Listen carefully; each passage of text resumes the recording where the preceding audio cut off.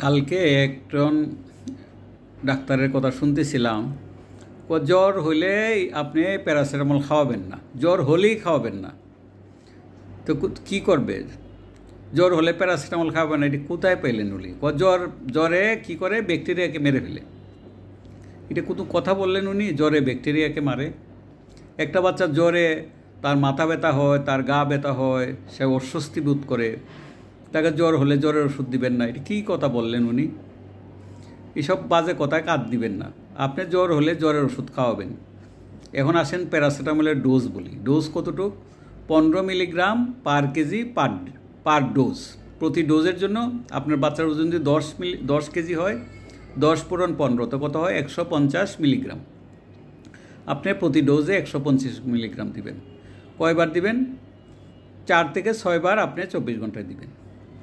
ঠিক আছে, ধন্যবাদ।